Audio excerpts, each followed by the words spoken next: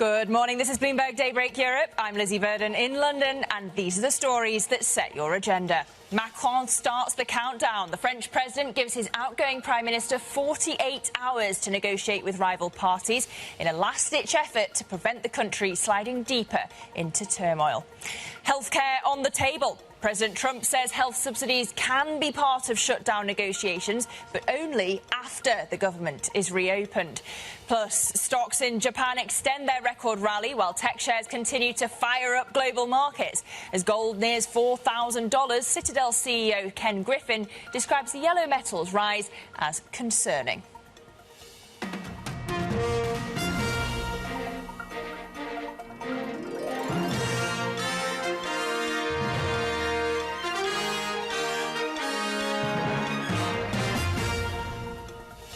A very good morning. Welcome to Tuesday, and we're coming into it with US stocks at all-time highs, powered again for a seventh straight up day yesterday on the S&P by the tech rally. We'll dive into that AMD OpenAI deal later in the programme. Though futures are pointing a little lower this morning, it does seem that US stocks are able to look past the government shutdown and focus instead on tech and the optimism around Fed cut bets. Yesterday, of course, in Europe, we were dominated by the French political risk, the Prime Minister in Paris stepping down, Sebastien Lecornu, that hitting the CAC yesterday because of the particular impact on French banks. We have CAC futures pointing lower again today, down 1.4%. Do note, however, that Société Générale is ex-dividend today, but we do keep an eye on the rest of the French banks, and European stock futures also a touch lower today as well. Now, that Takaichi trade continues in Japan. The Nikkei 225 up 0.5%, set for a new intraday peak.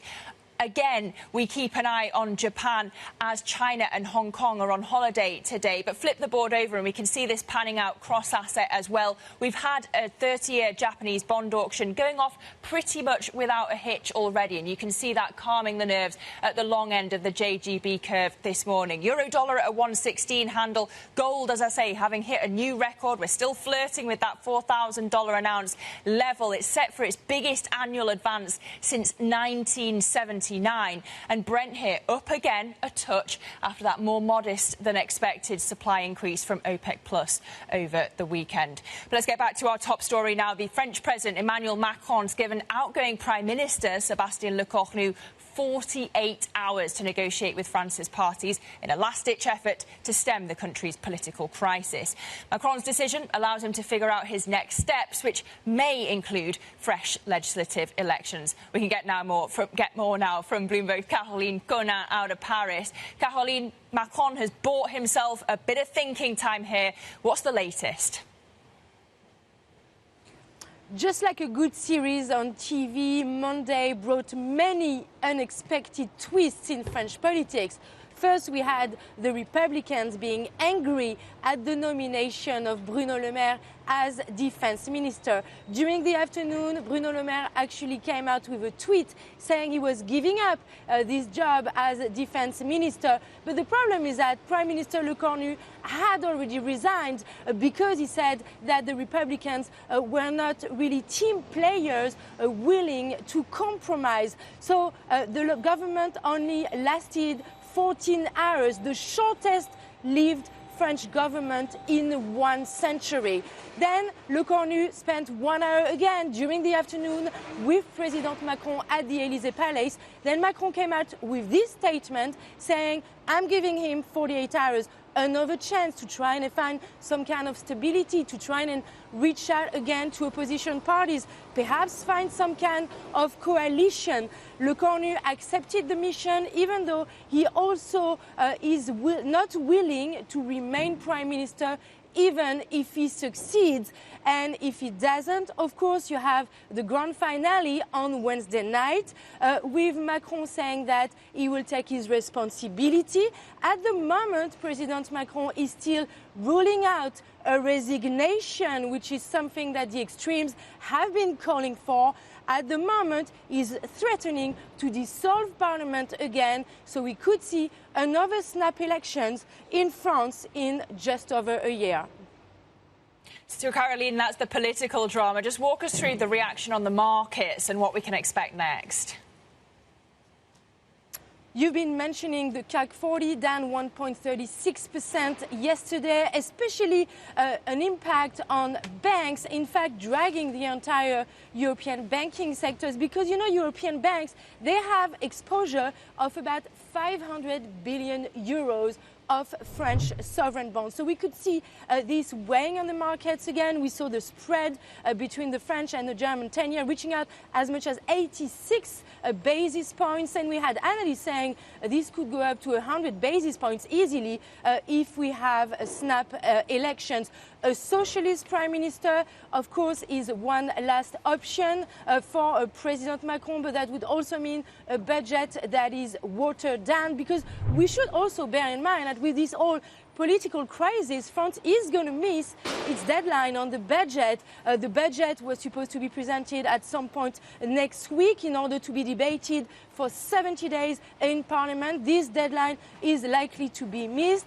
There is no shutdown like in the US, in France, meaning we'll probably have, like last year, some special laws in order to roll over the 2025 budget into 2026. In the short term, it's actually good news for public finances because that means all the pensions, all the wealth system is not going to be indexed on inflation. But of course, in the long term, that means no structural reform, and Lecornu warning that the deficit could actually reach 6% next year if no budget compromise is in sight. OK, Bloomberg's Caroline Cornawi, thank you so much for the latest reporting there. We're going to be speaking to our Bloomberg economist in Paris, Jean Dalbar, for his view later on in the programme. But staying with politics and turning to Japan, Japanese stocks rallying for a second day following the selection of Sanae Takaichi as LDP leader. Bloomberg MLive strategist Mark Cranfield joins us now for more on the market reaction. Morning, Mark. We've got Japanese stocks up again on the weaker yen, on the expectation of more government spending under Takaichi. Does this rally have legs? Yeah, morning, Lizzie. Investors seem to be pretty convinced that this is a real turning point for Japan. One of the things, if you look at what's happened across Asia, particularly this year, is that Japanese equities have lagged behind. They're higher on the year, but they've really lagged behind Hong Kong, China, South Korea in particular, even though there are some pretty good stories in the tech space, in the semiconductor area, even in the vehicles area as well. So Japan, foreign investors have been holding back. They've been waiting to see clarity on the political front. The previous Prime Minister, Ishiba, wasn't that popular. He was making quite a lot of missteps at home. And now it looks as though people are getting behind Takaichi. She hasn't yet been confirmed as Prime Minister. That still will be more than a week away. But the signs are pretty good. She's been nominating people she expects to go into the key positions. That seems to be well taken by investors. And now it's just a question of doing some backroom deals with other coalition partners and getting a solid base that the markets will really like. And for now, they're giving her the benefit of the doubt. Also, the fact that yields are low in Japan. We've just had a good auction today in the 30-year sector, which could have been a risk for Japanese markets, and you've got the benefit of a relatively weak yen. So foreign investors can see plenty of reasons to start to bring money back, and they had been selling. Prior to Takaichi's vote this last weekend, they've been net selling by foreigners for several weeks in a row. So they are underweight Japan, and now's an opportunity maybe for them to catch up with other markets around the world. So as long as the global picture looks good for equities, Japan looks pretty well set to continue to have a good run. And so, Mark, we're seeing traders borrowing the low-yielding yen and buying high-yielding currencies like the Brazilian real, the Aussie dollar. That's becoming popular again. But how much does this resurgence of the carry trade actually depend on the BOJ not hiking? It has a lot to do with the situation with the Bank of Japan. And indications is that they're going to be pushing back the next interest rate hike. So Takaichi herself hasn't specifically talked about it, but one of her key economic advisors was speaking last night, and he said that the Bank of Japan should hold off, that October is too early for an interest rate hike. He thinks it'd be better if they did it around December. So traders can see that. They can see they've got a longer runway here. The likelihood, and you can see bets in the market, are down to about 21% now. Expectations were pretty high last week. People thought there was about a 70% chance the Bank of Japan would raise rates this month. That's dropped tremendously since the weekend vote. And if they're going to delay it till around December, then foreign exchange traders can see a long runway where they can reasonably go short of the Japanese yen against a range of currencies, G10 currencies, emerging markets. There's a whole field for them here to play with. Providing the pace of yen weakness is not too fast, they're unlikely to get a big pushback from the Japanese authorities. So far, it's been relatively controlled. But if we saw dollar yen suddenly spike to 155 or something like that, you could expect some pretty big verbal intervention and maybe even the risk of actual intervention. But for now, traders see that as a remote case, and we're probably going to see gradual weakness of the yen against a whole range of currencies in the weeks ahead. Yeah, we're not there yet. 150 per dollar right now. Bloomberg M-Live strategist Mark Cranfield, we thank you for that. Now, turning to politics. In the US, President Donald Trump is opening the door to negotiations with the Democrats over healthcare subsidies, which could bring an end to the government shutdown currently in its second week. We have a negotiation going on right now with the Democrats that could lead to very good things. What kind of things are you And I'm talking about good things with regard to health care. Bloomberg opening trade anchor Kriti Gupta joins me now with the latest. And Kriti, clearly the president's putting pressure on the Democrats here. But behind the scenes, does it look like they're actually closer to a breakdown of the shutdown? I mean, the pressure is certainly ramping up, and no one can quite tell what the conversations are happening behind the scenes. Chuck Schumer, for example, the Senate Majority Leader for the Democrats, he's kind of the voice of the Democrats, who's really built up a reputation over the years of always caving before the shutdown. He makes the argument this time is different. He says that it's not clear to him that President Trump is true at his word, but of course reiterates the message that if he is, they are more than willing to negotiate. This is really crucial because it's such a sticking point for Democrats. This was going to be a conversation, if not now, then again in November or December when the proposed resolution funding or short-term funding bill where the money was going to run out eventually. So before the end of the year, we were going to have this exact conversation. The Democrats have just chosen to have it now instead of later. What Donald Trump has in mind, though, is a different question. We know Republicans have already been facing a lot of the squeeze from their own constituents who are facing those rising health care costs, specifically in rural communities. So this might actually be an interesting moment where the Democratic, or what's associated as a Democratic cause, gets bipartisan support. OK, really interesting. And meanwhile, on tariffs, the president's saying that those 25% duties on medium and heavy-duty trucks is actually going to kick in on November the 1st, so a bit later than we had expected. Just walk us through the European impact for the firms like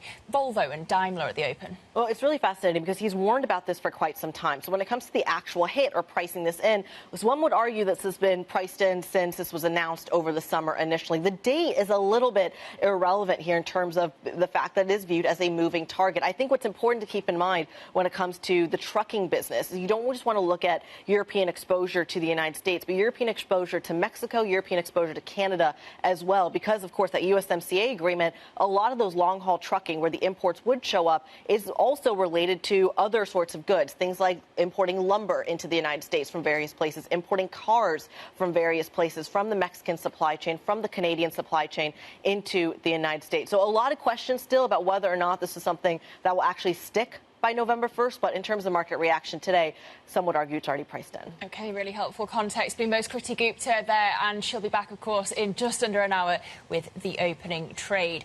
Now, turning to markets, gold has surged to a fresh record, flirting with $4,000 an ounce as the US government shutdown and the French political crisis inject more uncertainty into financial markets. Now, speaking to Bloomberg, Citadel CEO Ken Griffin expressed concern about the rush to the yellow metal. As you see sovereigns around the world, as you see central banks around the world, as you see individual investors around the world go, you know what? I now view gold as a safe harbor asset in a way that the dollar used to be viewed. That's what's really concerning to me. Let's bring in Bloomberg's Valerie Titel now. Val, it's maybe a concern for Ken Griffin, but gold looks like it's up and up and up. Up and up. The rally continues for the yellow metal, now surging over 50% year to date, but really chiming what Ken Griffin has said there, mentioning that inflation is running above target and purchasing power is being eroded if you're holding dollars. Year to date, if you're holding dollars, it's now been eroded 50% versus gold. But he also had some very other interesting comments to say. He thinks that this continued rally in gold is still down to U.S. investors and global investors de-dollarizing, so wanting to get out of U.S. assets and wanting to get into something else. It's very interesting that he says that, given the Bloomberg Dollar Spot Index is essentially really traded nowhere over the last 4 months, but it is down over 10% year to date. But he still sees a continued interest from global investors to get out of U.S. sovereign risks and look for other ways to diversify. We had some clues of this overnight, that this is still continuing. Official data from China's reserves has shown that China has added to its gold reserves for 11 straight months. We know they're doing this alongside reducing their exposure to Treasury. So a big example there from one of the big Asia central banks. But speaking of golden touches, we have to talk about OpenAI. Anytime OpenAI mentions a company, the stock goes explosive. We saw that yesterday with AMD rising nearly 24% in the session yesterday on signing a chip deal with OpenAI. And it doesn't end there, Lizzie. OpenAI had a developers conference out in California yesterday. In Sam Altman's speech, he managed to mention a handful of companies, all of which saw their stock spike in yesterday's trade. Figma being the big one yesterday, jumping double digits in the session yesterday. But he also mentioned companies like Coursera, TripAdvisor, Booking.com, Zillow, even Peloton, as mentioning as being third parties for the OpenAI's ChatGPT, and all of these shares jumped in yesterday's session. All right, Bloomberg's Valerie Titel, whopping moves indeed when it comes to this tech rally. We thank you so much. And we've got plenty left on the docket for today. At 7 a.m. London time, we have German factory orders. At 4:40 p.m. London time, our very own Tom McKenzie is going to be speaking exclusively to the JP Morgan CEO, Jamie Dimon. And then at 5:10 p.m., we'll hear from the ECB President, Christine Lagarde, out of Paris. And I do wonder what she might have to say about that French political turmoil. Of course, as the former French finance minister, what is the ECB potentially going to do about this oats bunt spread? But coming right up here on Daybreak Europe, as indirect discussions get underway in Egypt, what are the prospects for a breakthrough between Israel and Hamas? We'll bring you the latest from the Middle East next. This is Bloomberg.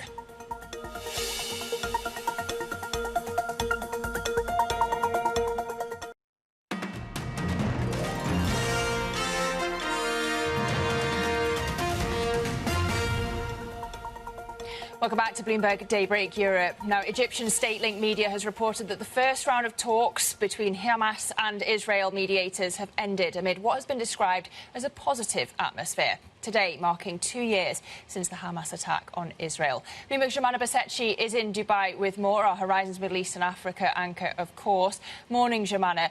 Just walk us through what else is left to negotiate in Egypt. Do we have more detail on President Trump's Gaza peace plan? Yeah, so there hasn't been a lot of detail that's been released as of yet, and you can imagine that all of these meetings are taking place behind closed doors. But what we do know is that a local TV closely affiliated to the state, Al Qahira, said that the first day of talks ended with a, quote, positive atmosphere. The talks will be continuing today amid a very strong heavyweight representatives, some key stakeholders there. We spoke about it yesterday. Steve Witkoff is there, the U.S. envoy and the special advisor to the president, Jared Kushner, son-in-law of the president, but also a key architect behind the Abraham Accords. The Qatari Prime Minister is attending these meetings as well, alongside Khalil al-Hayya from the Hamas side. And why I bring that name up? Well, because he was actually the target of that assassination attempt that Israel conducted in Doha just a month ago. So really an evolution of developments since that point in time. All of these stakeholders, alongside key Israeli representatives as well, are sitting around the table talking about the first phase of this Gaza deal, which would be the imminent end to the war alongside the release of the hostages. There are 48 hostages, 20 of them are presumed to be alive, in exchange for Palestinian prisoners. Now, they're sorting out the mechanisms, in addition to Hamas stating when they put out their response on Friday that they would need the right field conditions for that exchange to take place. So those field conditions could be in reference to IDF withdrawal from parts of the Gaza Strip. They control about 70% of Gaza as it stands right now. They have agreed, per a Trump post, to withdraw to an initial withdrawal point. After that, it becomes a question of Hamas disarmament, which again is a very thorny issue. So these are the types of subjects that will be on the table. After that, you can talk about the free flow of humanitarian aid back into the passage again. And then after that is done, obviously then you can transition to some of the bigger picture questions around reconstruction, future governance of Gaza, and international oversight. But I will just say, Lizzie, this is a very somber day. It is October 7. It is 2 years marking since the beginning of the war, devastating couple of years. Families of hostages are waiting with cautious optimism to hear a positive result of diplomatic breakthrough this week. And of course, the Palestinians who have endured 2 years of suffering, the death count, over 67,000, 18,000 children killed, many of the Strip in a state of severe starvation. Around the world, many people are hoping that this will actually be the diplomatic breakthrough that people have been hoping for. So the talks are continuing today. OK, Bloomberg's Jomana Basetchi, we thank you so much for that. Well, coming up on the programme, Citadel CEO Ken Griffin criticises both Republicans and Democrats over the US shutdown and the ballooning deficit. We'll bring you more from that interview next. This is Bloomberg.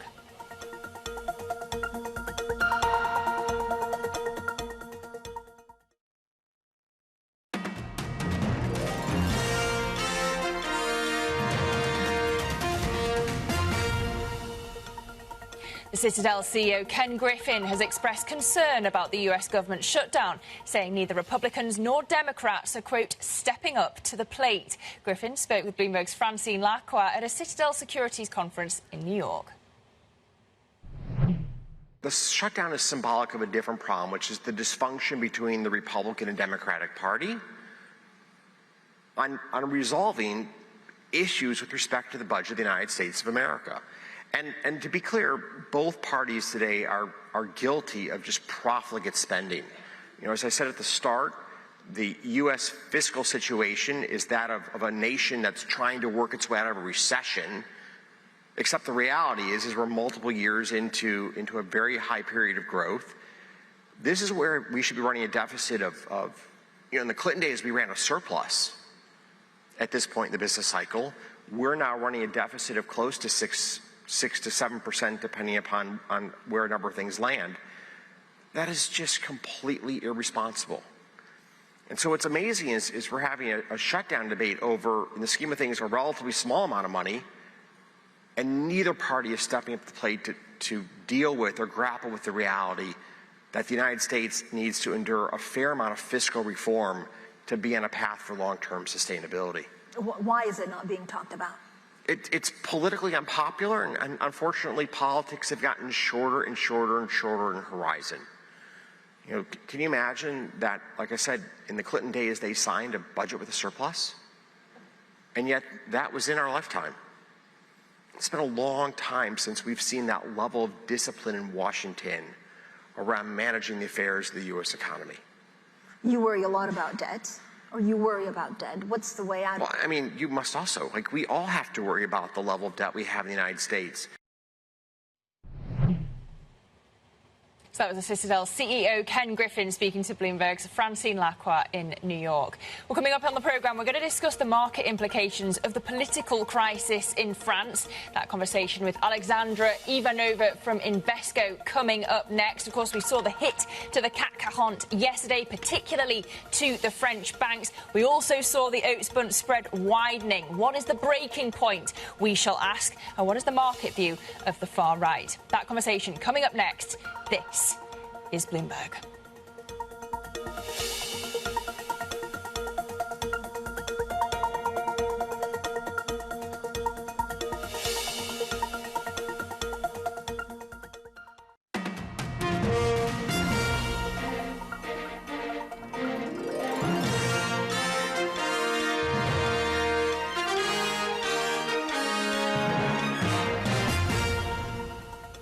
Good morning. This is Bloomberg Daybreak Europe. I'm Lizzie Burden in London, and these are the stories that set your agenda. Macron starts the countdown. The French president gives his outgoing Prime Minister 48 hours to negotiate with rival parties in a last-ditch effort to prevent the country sliding deeper into turmoil. Elsewhere, healthcare on the table. President Trump says health subsidies can be part of shutdown negotiations, but only after the government is reopened. Plus, stocks in Japan extend their record rally while tech shares continue to fire up these global markets. As gold nears $4,000 an ounce, Citadel CEO Ken Griffin describes the yellow metals rise as concerning.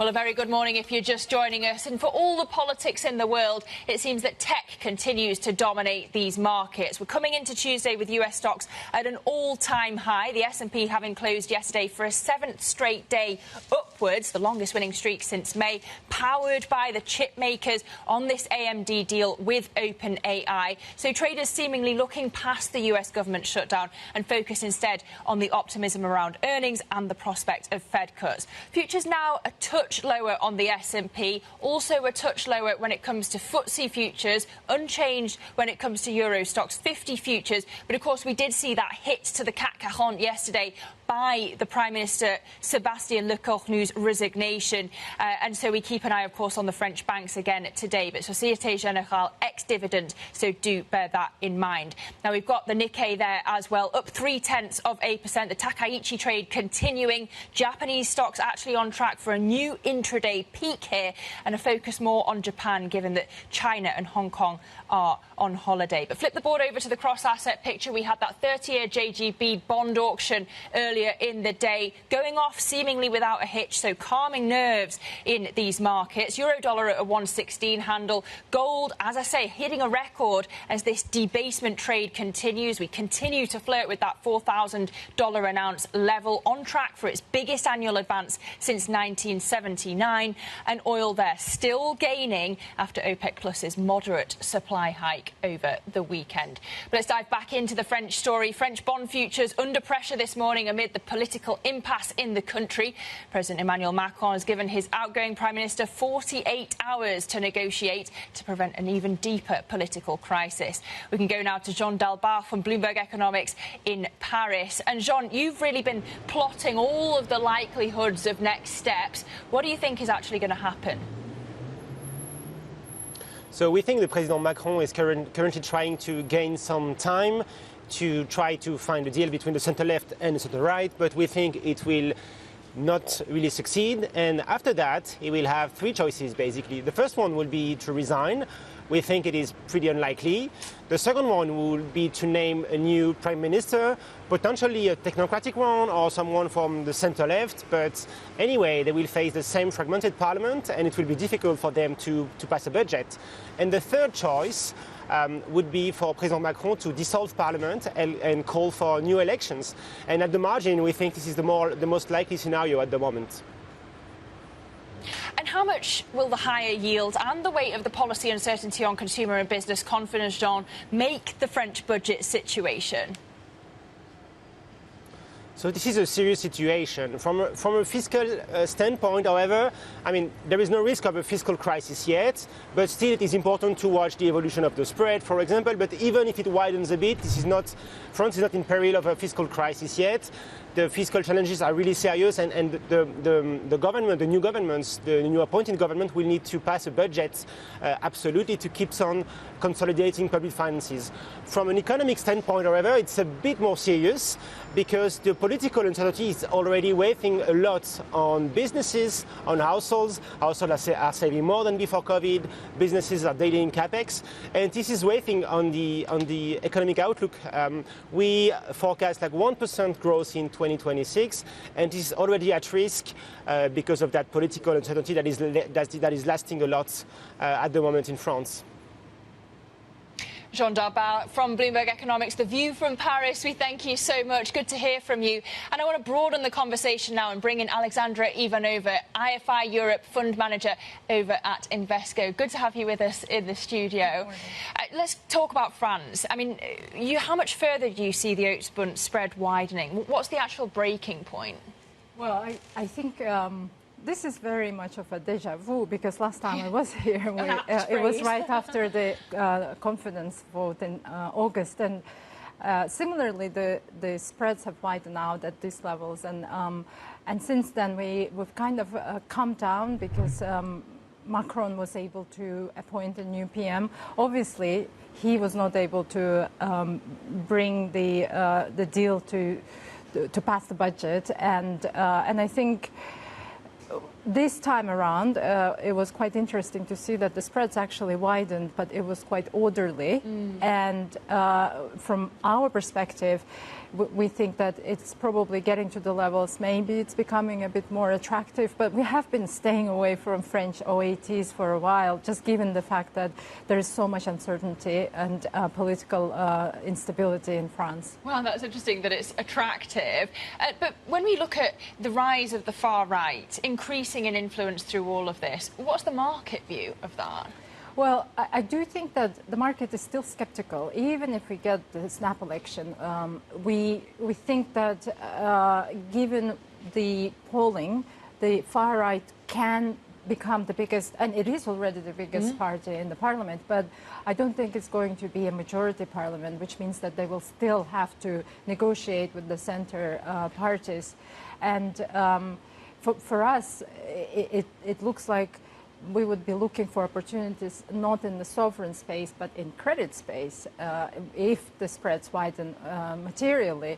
However, yesterday it was notable to see that some of the French credits widened by 1 or 2 basis points, and as soon as the widening happened, we saw some buyers coming in and looking for value. So credit fundamentals and technicals are still strong. Okay, interesting, and kind of interesting that the market's seeing this politics as noise, basically. I wonder how risky it is that it coincides with the Japanese LDP leadership result. Is it actually more consequential for markets what's happening in Japan?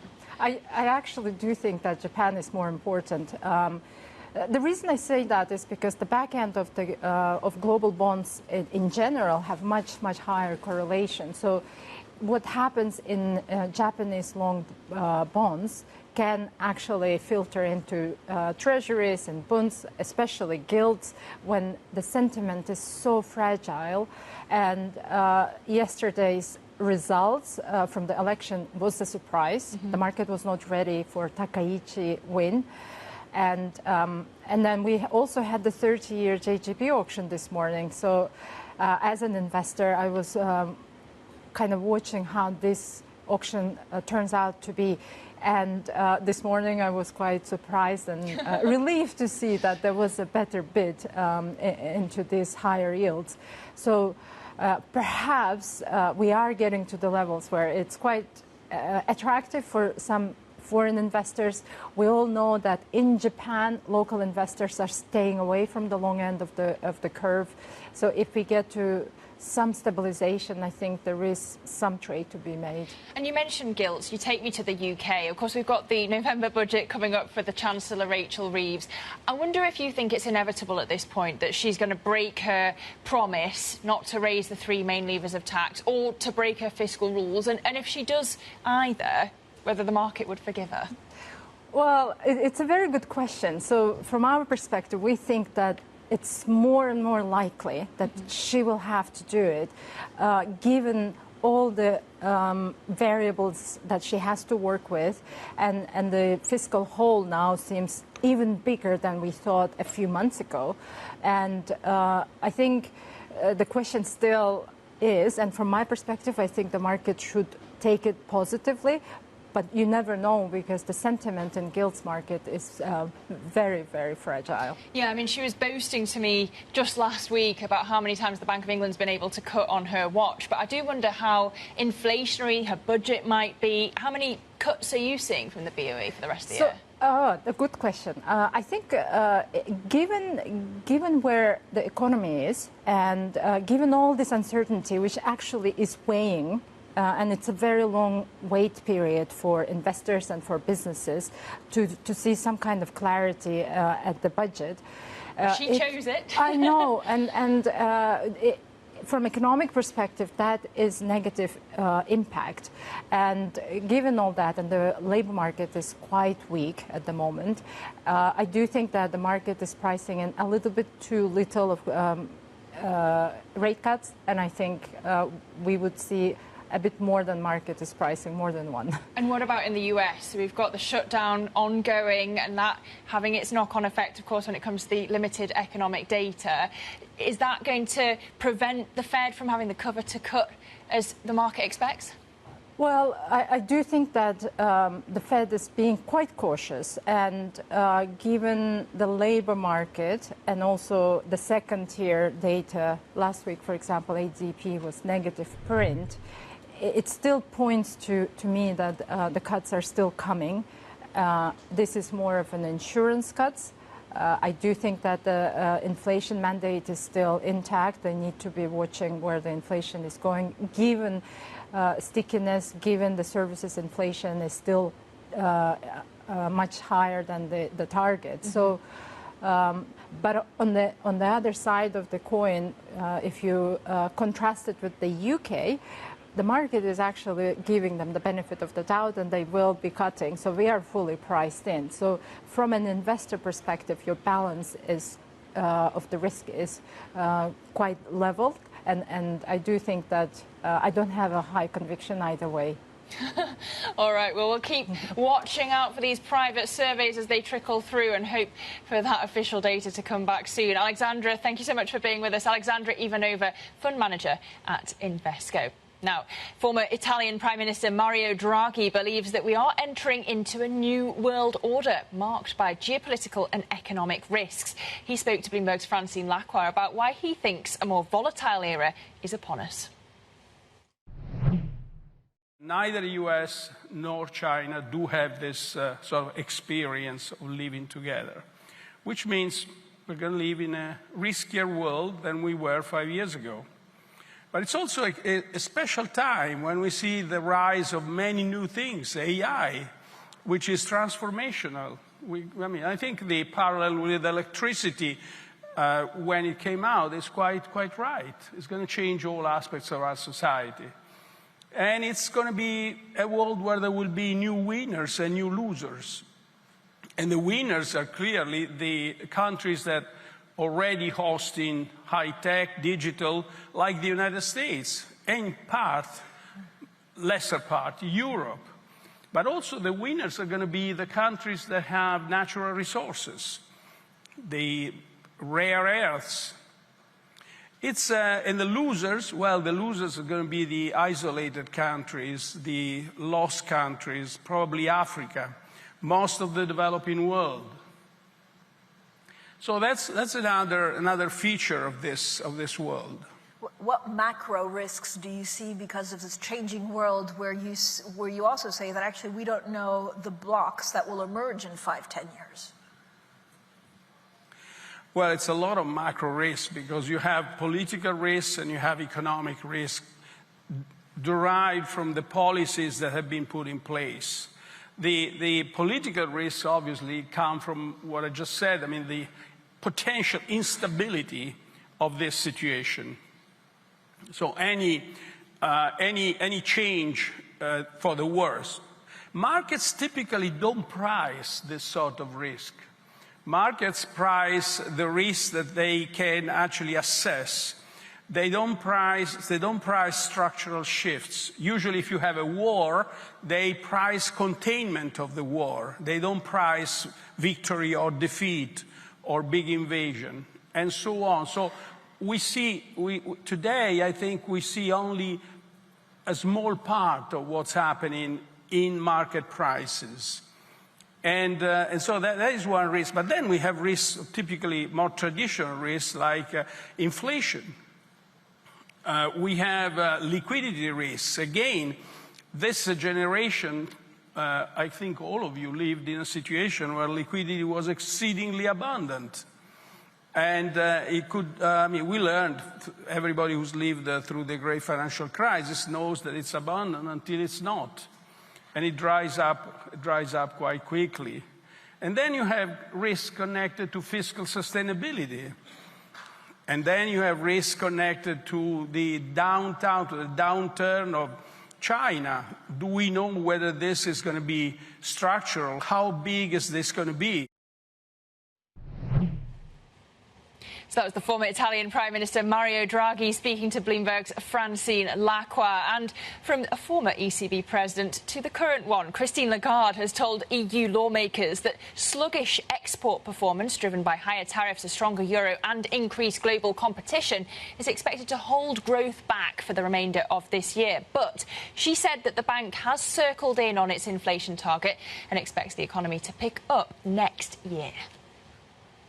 Today, when I look at my inflation outlook and the balance of risk, when I look at the underlying inflation, when I look at the transmission, we are in a good place. Well, coming up on the programme, why cryptic posts on social media have piqued the interest of Tesla investors and sent shares higher. We'll get you that story next. This is Bloomberg.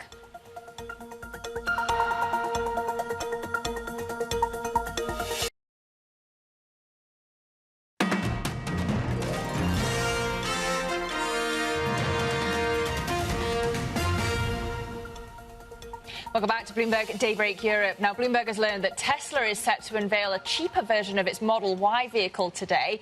The move is meant to assure potential customers that it'll have a more affordable option for EVs to counter the loss of US incentives. Let's get more now with Bloomberg's transport reporter, Danny Lee. Morning, Danny. Just tell us, apart from being cheaper, what's so special about the new Model Y? Yeah, good morning, Lizzie. So not only will it be cheaper, it will lack premium materials and it will lack certain features. We don't know necessarily what Tesla will withhold from this new, cheaper Model Y, but there has also been a focus on engineering cost out of the battery pack and the motor. But all of this is designed to make this a much cheaper Model Y. The question is just how much cheaper, because as you said at the top, there is a loss of the US federal tax credit that went away in the end of September. That's $7,500 added on to the normal price of a Model Y in the first place. So how much lower will this price go, and how much will this entice consumers given the loss of the premium feeling that Tesla normally has and consumers associate with? And indeed, just with the pull forward effect of the third quarter delivery figures that Tesla had, how much of this new affordable EV will revitalize sales meaningfully? I think this will be a big question for investors as this announcement comes through, because they're not sure in the short term whether this new affordable EV would help kind of stimulate sales, but this will be definitely one to watch. And Danny, meanwhile, Tesla has been teasing us on social media with previews of its other new products. It does actually seem to be working in terms of boosting the stock. Yeah, I mean, Tesla shares closed 5.4% higher on Monday. That has now taken stock to a gain of about 12% this year. But you just look back at how the stock has underperformed in the early part of this year, down as much as 45%, given the relative struggles Tesla has had with its global sales number. But as we see Tesla roll out this new affordable EV, the question is how it can sustain this kind of surging stock price as Elon Musk does pivot Tesla to being more of this AI autonomous focused company. And we will see more products, whether it be the Optimus robot and the robo-taxis that will come through later on into next year, how much that will help drive the stock higher and also help the stock recover, the company recover as well. So there's a lot to look forward to that investors are going to be looking in the long run at Tesla.